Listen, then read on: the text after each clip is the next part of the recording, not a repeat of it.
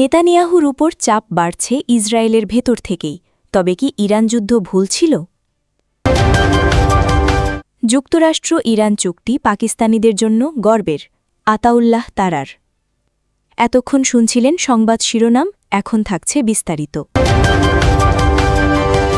Israeli প্রধানমন্ত্রী Benjamin নেতানিয়াহুর চরম আগ্রাসী ও দাম্ভিক নীতি যে মধ্যপ্রাচ্যে তেল আবিবের জন্য কতটা ভয়াবহ বিপর্যয় ডেকে আনতে পারে তার জীবন্ত প্রমাণ হয়ে দাঁড়িয়েছে গত জুন মাসে ইরানের বিরুদ্ধে পরিচালিত তথাকথিত অপারেশন রাইজিং লায়ন নামক ১২ দিনের যুদ্ধ, যে যুদ্ধের মাধ্যমে ইরানকে চিরতরে গুড়িয়ে দেওয়ার এবং দেশটির পারমাণবিক ও সামরিক অবকাঠামো ধ্বংস করার ফাঁকা বুলি আওড়েছিলেন নেতানিয়াহু, তা এখন খোদ ইসরায়েলের ইতিহাসেই সবচেয়ে বড় কৌশলগত ও রাজনৈতিক পরাজয় হিসেবে চিহ্নিত হচ্ছে। যুদ্ধের ধোঁয়াশা কাটতে না কাটতেই খোদ ইসরায়েলের ভেতর থেকেই এখন তীব্র ক্ষোভ, হতাশা ও সরকারের বিরুদ্ধে কঠোর সমালোচনা ধেয়ে আসছে।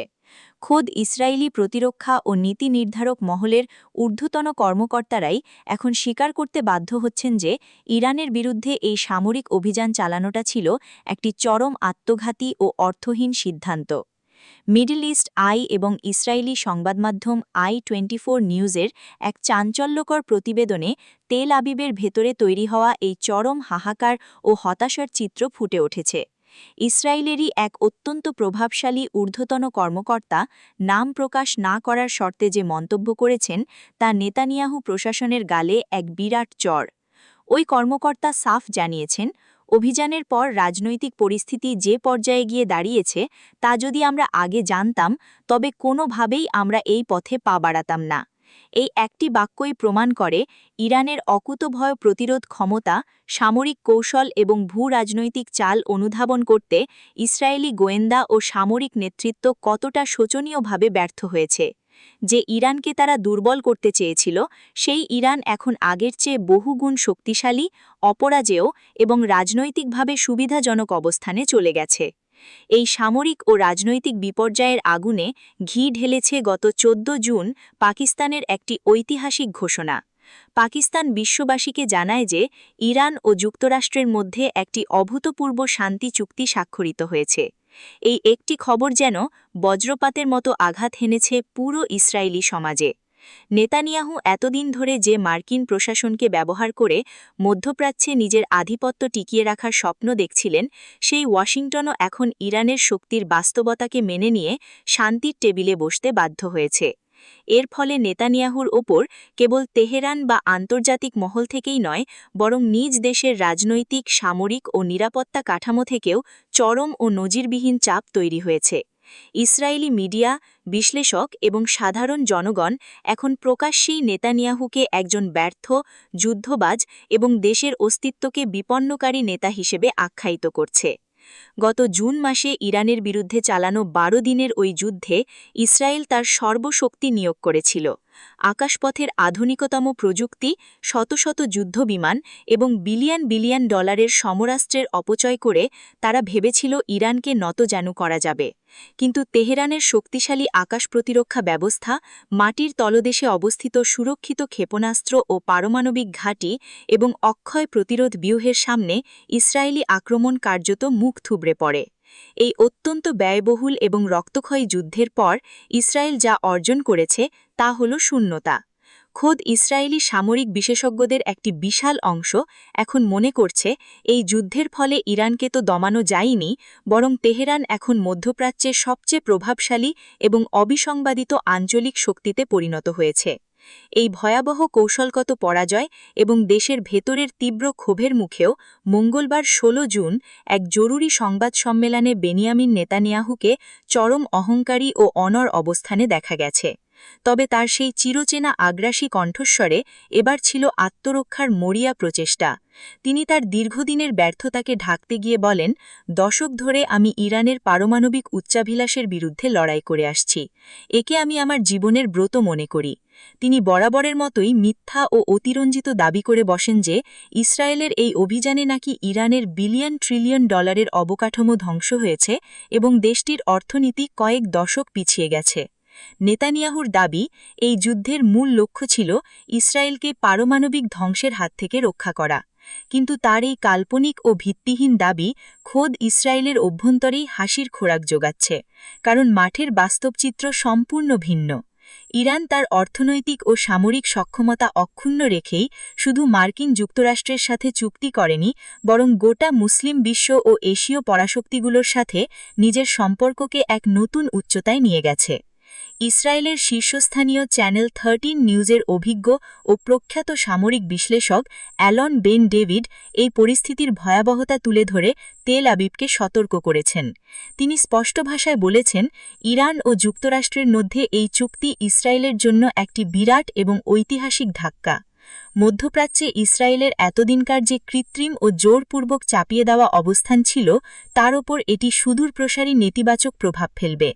বেন ডেভিডের ভাষায়, এটি ইসরায়েলের জন্য একটি নাটকীয় দিন, যা মধ্যপ্রাচ্যের ভূ-রাজনীতিতে বড় মোড় ঘুরিয়ে দিয়েছে। তার এই বিশ্লেষণ প্রমাণ করে যে নেতানিয়াহু যে যুদ্ধের মাধ্যমে ইরানকে বিচ্ছিন্ন করতে চেয়েছিলেন, সেই যুদ্ধ উল্টো ইসরায়েলকেই বিশ্বমঞ্চে এবং মধ্যপ্রাচ্যে এক করে ও কোণঠাসা করে ফেলেছে। অর্থনৈতিক ও সামরিক বিশ্লেষকদের মতে, অপারেশন রাইজিং লায়ন ছিল ইসরায়েলের ইতিহাসের অন্যতম সবচেয়ে ব্যয়বহুল ব্যর্থ বিলাসিতা।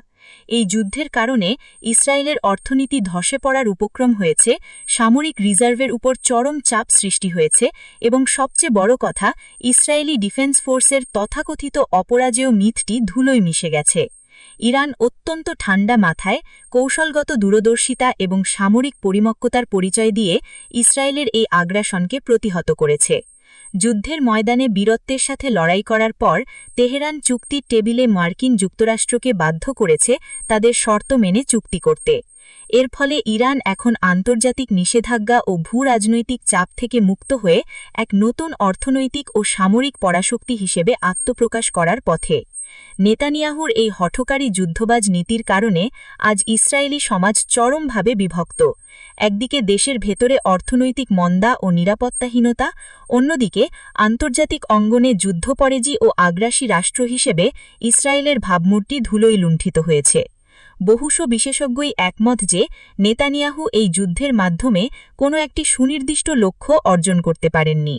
পারমাণবিক কর্মসূচি বন্ধ করা তো দূরের কথা, ইরানের সামরিক মনোবল এবং আঞ্চলিক প্রতিরোধ অক্ষকে তিনি বিন্দুমাত্র টলাতে পারেননি। এই যুদ্ধ শেষ পর্যন্ত নেতানিয়াহুকে এবং তার সমগ্র জায়নবাদী রাষ্ট্রব্যবস্থাকে একটি ঐতিহাসিক ও কৌশলগত পরাজয়ের দিকে ঠেলে দিয়েছে। চূড়ান্ত বিচারে ইরানের বিরুদ্ধে চালানো এই কাপুরুষতাপূর্ণ এবং ব্যর্থ সামরিক অভিযান ইসরায়েলের জন্য একটি দীর্ঘস্থায়ী অভিশাপ হয়ে দাঁড়িয়েছে। বৈশ্বিক প্রেক্ষাপট এখন দ্রুত বদলে যাচ্ছে এবং পরাশক্তিগুলো বুঝতে পেরেছে যে মধ্যপ্রাচ্যের আসল চাবিকাঠি এখন তেহরানের হাতে, কোনো অবৈধ আগ্রাসী শক্তির হাতে নয়।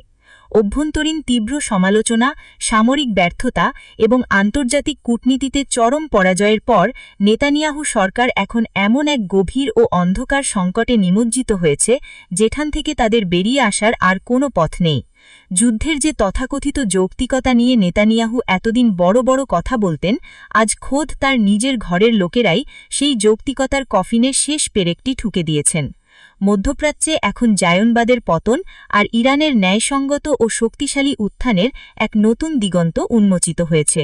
যুক্তরাষ্ট্র ও ইরানের মধ্যে চুক্তি স্বাক্ষরে পাকিস্তানের ভূমিকা নাগরিকদের জন্য গর্বের মুহূর্ত বলে মন্তব্য করেছেন পাকিস্তানের তথ্যমন্ত্রী আতাউল্লাহ তারার।